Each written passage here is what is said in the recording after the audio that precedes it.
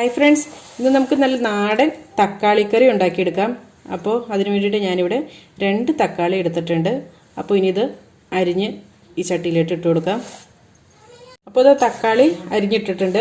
അപ്പോൾ ഇനി ഇതിനകത്തേക്ക് 2 പച്ചമുളക് വേണം. അപ്പോൾ ഇതൊന്ന് നടുക്കുന്ന കട്ട് ചെയ്തതിന് ശേഷം ഇട്ട് കൊടുക്കാം. ഇനി ഇതിലേക്ക് ഒരു 1/4 ടീസ്പൂൺ മഞ്ഞൾപ്പൊടി ചേർത്ത് കൊടുക്കാം. 1 കപ്പ് വെള്ളം ഒഴിച്ചു കൊടുക്കാം. ഇനി ഇത് മൂടി വെച്ച് നല്ലപോലെ കുക്ക് ചെയ്തെടുക്കണം. അപ്പോൾ ഇനി ഈ തക്കാളിക്കറിക്ക് വേണ്ടിയിട്ടുള്ള അരപ്പ് തയ്യാറാക്കി എടുക്കണം. അതിന് വേണ്ടിയിട്ട് 1/2 കപ്പ് തേങ്ങ എടുത്തിട്ടുണ്ട്. ഇനി ഇതിലേക്ക് ഒരു 1/4 ടീസ്പൂൺ ജീരകം ഇട്ട് കൊടുക്കുക. 2 അല്ലി വെളുത്തുള്ളി, 1/2 കപ്പ് വെള്ളം.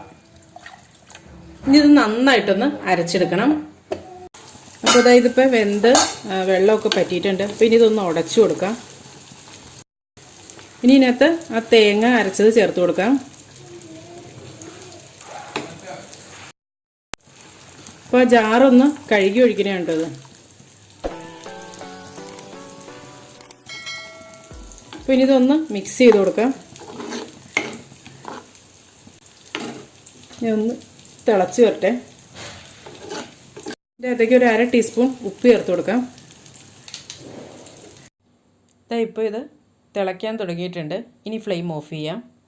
അപ്പോൾ ഇനി ഇതൊന്ന് താളിച്ചൊഴിക്കണം. അപ്പോൾ അതിന് വേണ്ടിയിട്ട് 1 ടീസ്പൂൺ വെളിച്ചെണ്ണ ഒഴിച്ചു കൊടുത്തിട്ടുണ്ട്. ഇനി ഒരു 1/4 ടീസ്പൂൺ കടുക് ഇട്ട് കൊടുക്കാം.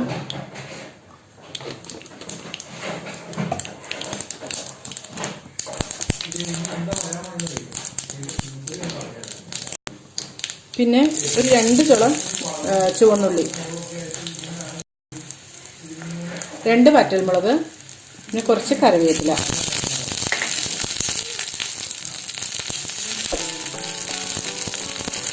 ഇതൊക്കെ കൂടെ ഇട്ട് നന്നായിട്ടൊന്ന് വഴറ്റിയെടുക്കാം.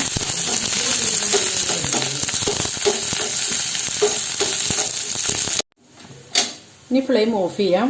എന്നിട്ട് ഇതിലേക്ക് ഒരു 1/4 ടീസ്പൂൺ മുളക് പൊടി ഇട്ട് കൊടുക്കാം.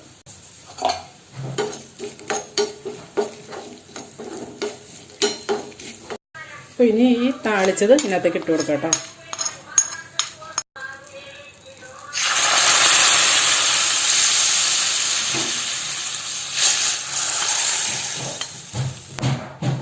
ഇനി നന്നായിട്ടൊന്ന് മിക്സ് ചെയ്ത് കൊടുക്കാം. നമ്മുടെ തക്കാളിക്കറി റെഡി ആയിട്ടുണ്ട്. ഇതിപ്പോൾ കുറച്ച് തിക്കായിട്ടുള്ള ഗ്രേവിയാണ്. അപ്പോൾ കുറച്ചുകൂടെ ലൂസായിട്ടുള്ള ഗ്രേവി വേണമെന്നുള്ളവർ കുറച്ചുകൂടെ വെള്ളം ഒഴിച്ച് കൺസിസ്റ്റൻസി ഒന്ന് കറക്റ്റാക്കിയാൽ മതി. അപ്പോൾ ഇതാ ഇത്രയേ ഉള്ളൂ. ഈ കറിയിൽ ജീരകം വളരെ ഇമ്പോർട്ടൻ്റ് ആണ്. അത് ഒരിക്കലും കൂടിപ്പോകാനും പാടില്ല. അതുപോലെ വെളുത്തുള്ളി ആണെങ്കിലും ഒരുപാട് കൂടിപ്പോകാൻ പാടില്ല. അപ്പോൾ ഇതെല്ലാവരും ഒന്ന് ട്രൈ ചെയ്ത് നോക്കണം. എന്നിട്ട് നിങ്ങളുടെ അഭിപ്രായങ്ങളും നിർദ്ദേശങ്ങളും ഒക്കെ കമൻസിലൂടെ അറിയിക്കുക. അപ്പോൾ നല്ലൊരു റെസിപ്പിയുമായി വീണ്ടും കാണാം. എല്ലാവർക്കും നല്ലൊരു ദിവസം ആശംസിക്കുന്നു. Thank you for watching Aisha's creations.